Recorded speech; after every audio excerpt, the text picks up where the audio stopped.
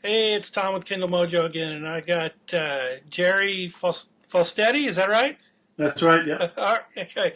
I have a habit of butchering names, so I want to make sure.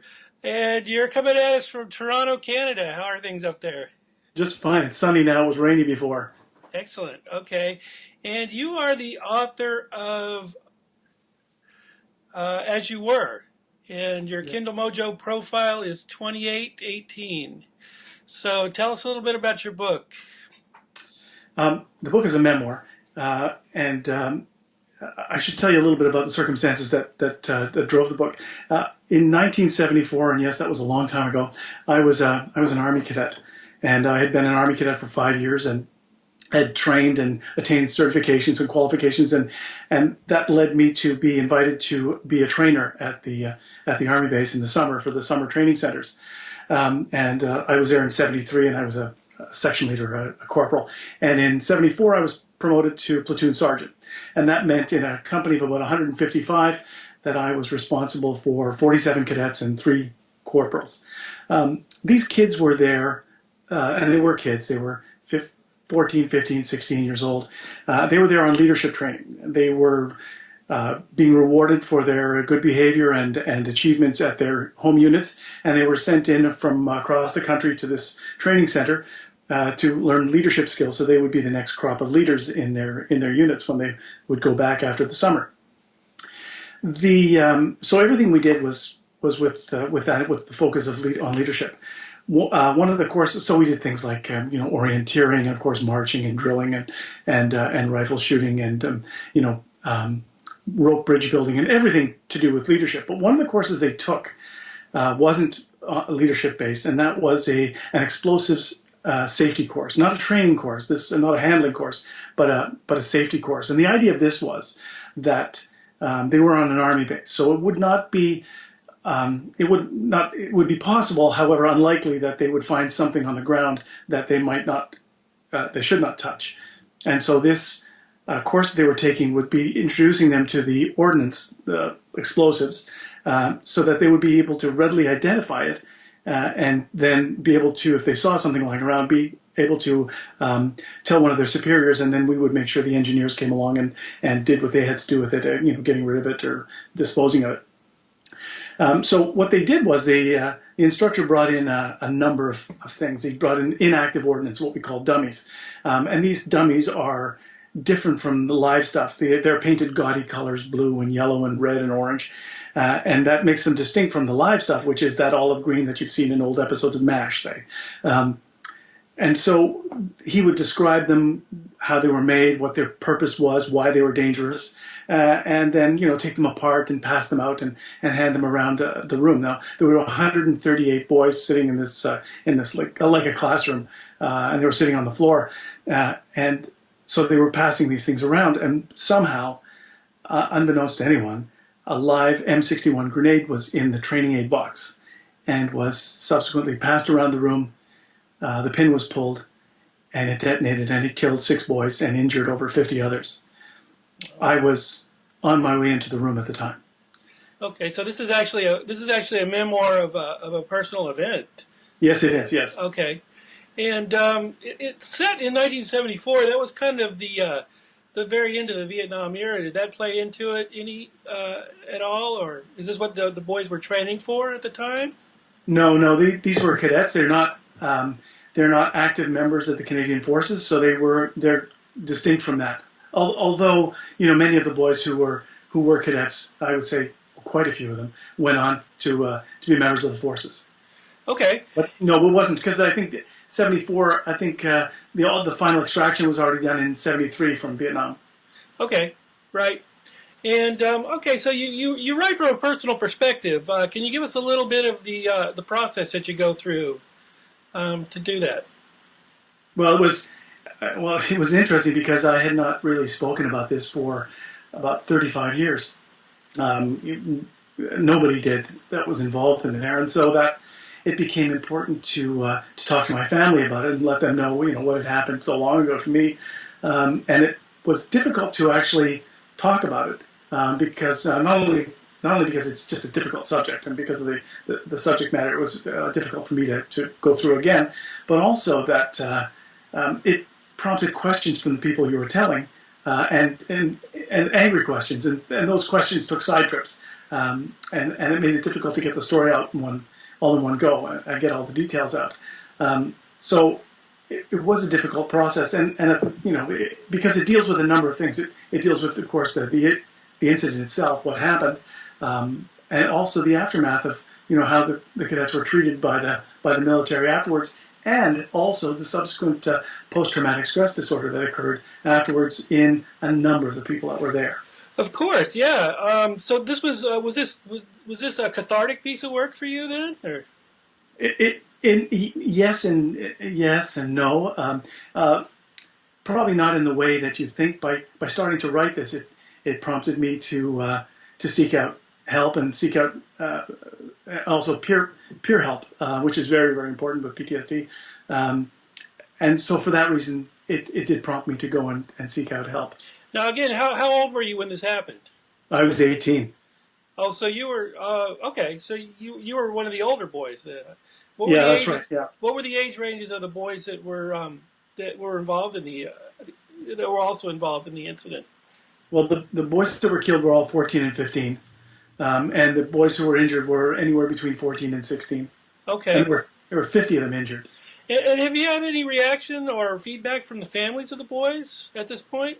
I was able to, luckily I was able to meet some of them about 5 years ago for the first time. We hadn't seen each other in 35 years, and we all got together for a memorial service at the base. We were invited back to the base to do that. So I did get a chance to speak to them. It was, you can imagine, a very tentative meeting. Nobody has spoken about this. Many of them didn't speak to their own families about it, even their parents when they came home. Most of the parents felt that what had happened near to us and not to us. So that was interesting. Okay, so it had happened almost 40 years ago. It's 40 years next month. Yeah. And so you're writing about something from your distant memory. How do you bring all that back to what are some of it's from a writer's perspective? If you're writing about something that happened this long ago in your life, how do you bring back the memories and the feelings? And did you keep a journal? Had you written about it before, or is it just something that you is it a project that you took on just recently? It's when I had first returned, I had never kept a journal in my life, never kept a diary at all. But when I came back, I thought I should write all this down because this might be important someday. And so what I did was I wrote everything that I could remember within about 30 days of the time that I had returned back to my unit. And so I put that away, but that I'm cursed with a really good memory. And so I was able to bring out those notes, and then they really prompted. It's like a treasure hunt when you bring out something like that. One thought leads to another, and one memory leads to another as you wander through the distant past. But I was very lucky that I did write it all down, because some of the stuff that I may not have remembered, I certainly did with the notes. Okay, so as an author, and what advice would you give to other authors who are writing from a personal perspective back so many years? It's it's a difficult process, and there are many different opinions on how writers should conduct themselves with a memoir. Some people feel that it's not terribly important to keep it as truthful as possible. In fact, you can embellish it. I don't subscribe to that. I really strove to make it as accurate as possible.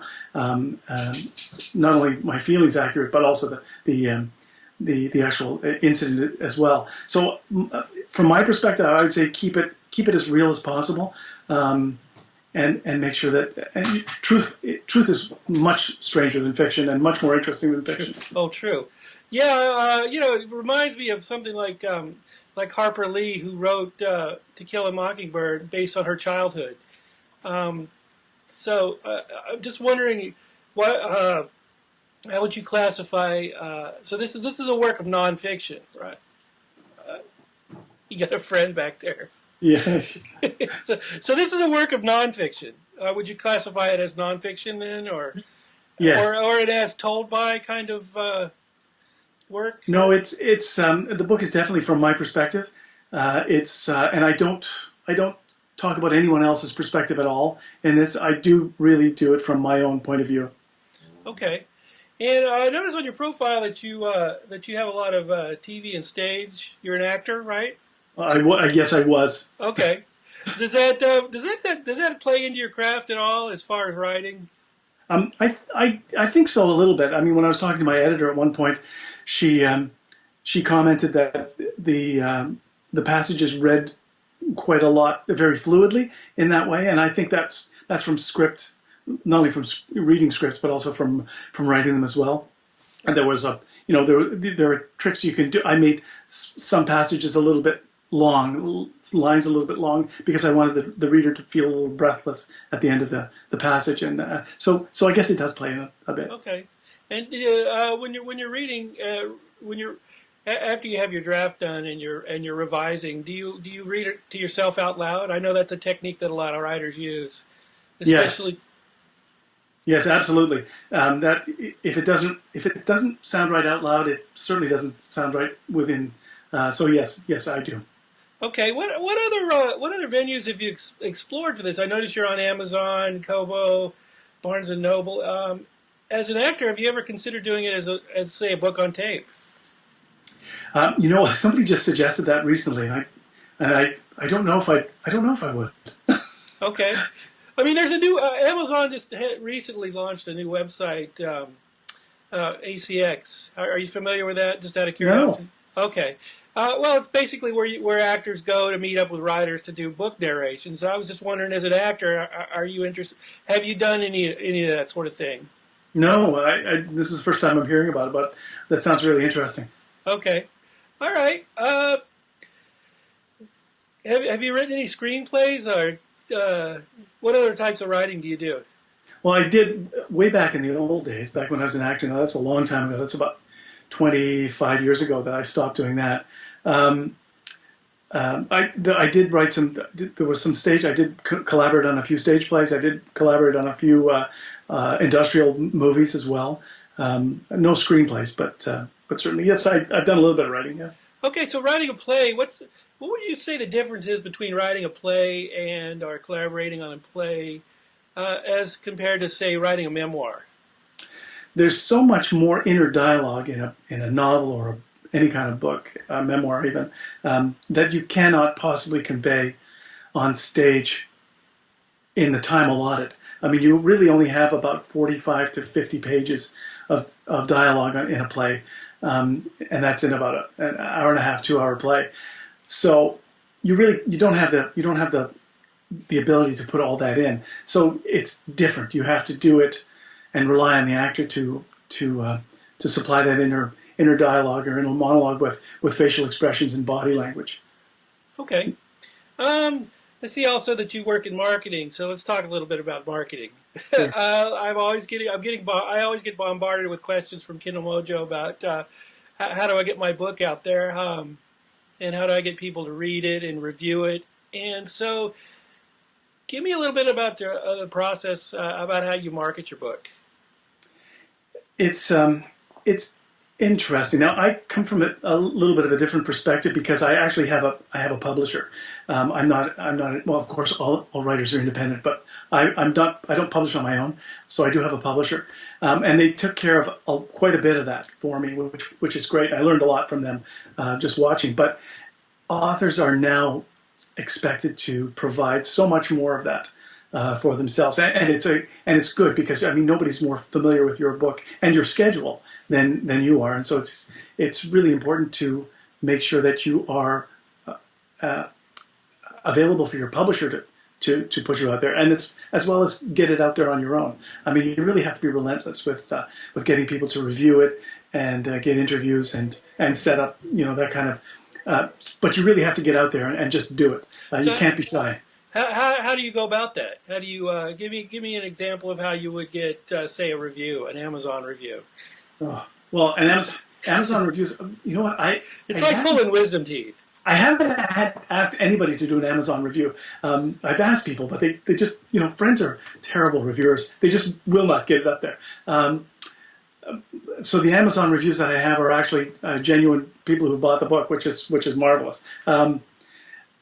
But getting other reviews, I will go to websites, blogs. I will go to the newspapers, radio, and hand them my book, or send them my book and beg, because that's what you really have to do.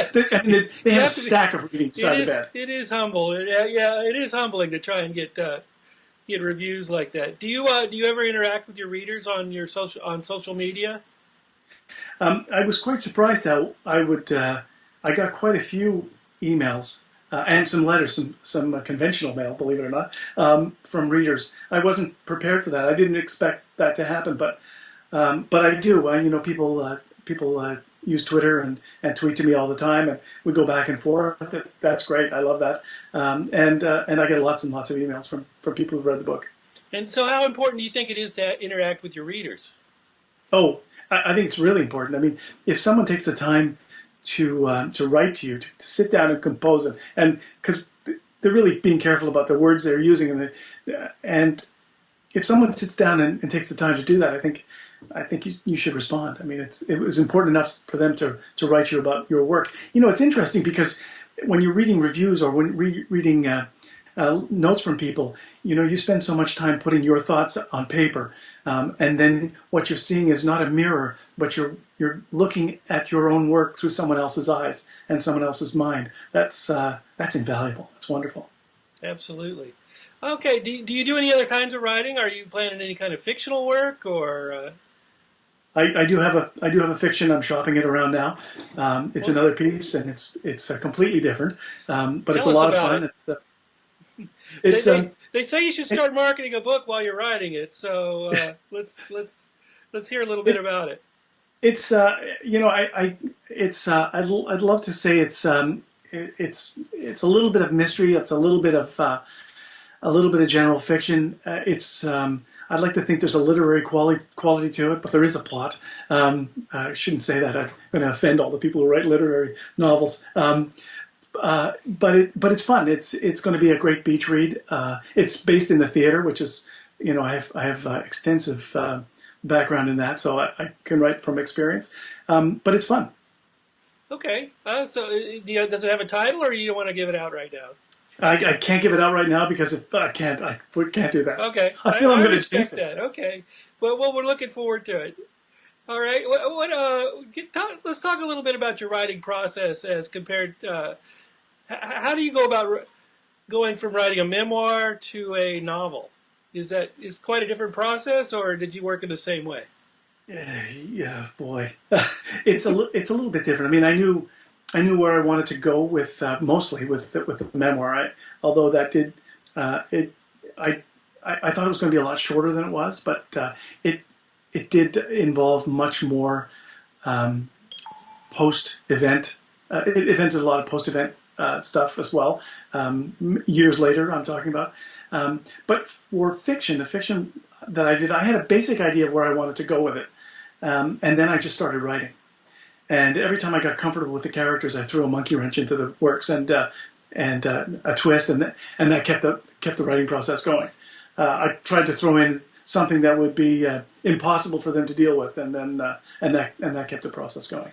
Excellent. Yeah, that's. Yeah, I often talk to writers who have absolutely no idea where their work is going, and I don't think that's necessarily a bad thing. Do you do it like an outline before, or give us a little bit about your process about writing? Yeah, I have a mental outline of where I want to go because I like it to be changeable. I don't want it to be like train tracks where I can't deviate from it.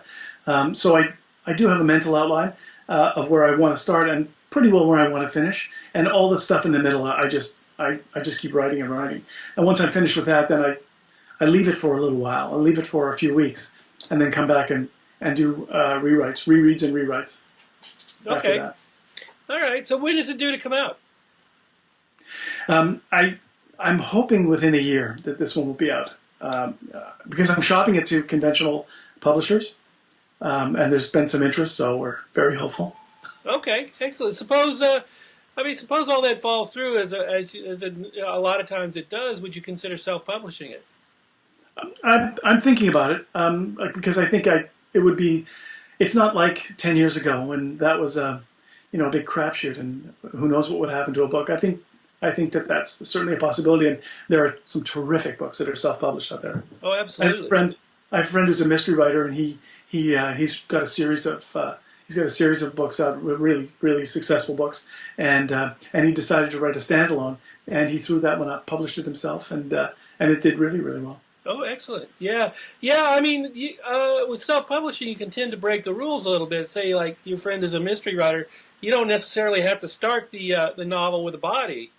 Right. Like a lot of publishers will look at and say that this is not conventional, and therefore we don't want to publish it. And someone self-publishes it, and it does. I mean, Hugh Howey's a perfect example of that. He started a bunch of short stories and then put them all into one book, which is all short story anthologies almost go nowhere these days. But his was a phenomenal bestseller. So, Yeah. Yeah. who do you look for? Who do you look to for inspiration when you're writing? I guess. Well, it depends, I guess, on what I'm writing. When I was writing the memoir, there was someone that who was in a similar situation. Well, not terribly similar situation to me, but it was a military memoirist as well, and that was I don't know if you've heard of Romeo Dallaire. He was a Canadian general, and he was in charge of the UN mission in Rwanda during the genocide, and he wrote a book, and I looked to him for a bit of inspiration, and just how he was able to do it all, be able to write that much, the things that were difficult for him, and finish, and that was difficult for me. But for fiction, I have a number of writers I look to. I can't possibly put myself in the same bracket as them, but people like God, now I can't remember his name. Robertson Davies, Margaret Atwood, Michael Ondaatje. Are these familiar to you? These folks? Yeah, These folks, sure. Yeah. George MacDonald Fraser. Oh, absolutely. Yeah. Wonderful writers. Marion Zimmer Bradley. Terrific writers, and just not necessarily that I could compare myself to them, but just that I can read them and have they're so interesting to read, and just the fluidity of the language with them. It's wonderful. Okay, yeah. I'm actually a huge fan of George MacDonald Fraser from back in the day. So, Yeah. Okay. So what do you do when you're not writing? I have 3 kids and a family, so that keeps me awfully busy, and of course work. Work keeps other work, the other stuff, the conventional job, that keeps me busy as well. So I'm doing a lot of interviews and a lot of press around this, and as well this as I said, this is the 40th anniversary this year of this the event that sparked the book. So we're preparing to do that. We're actually going back to the base, and there's a very large memorial being done for us. Okay. Well, good luck with that. Thank you. Yeah, let me know how it turns out. Anything else you want to add? That's great. Thanks. Listen, thanks for this website. It's terrific, and thank you for inviting me to be a part of it, and for being a part of this today. Excellent. Okay. Where can we find you on the social media? You can find me on Twitter. It's G Fostaty. You can find me. I have a website, GerryFostaty.com. You can find me there. Okay. Excellent. Okay. Well, thanks for being with us today. Thanks a lot. All right. Good luck with the book. Thank you.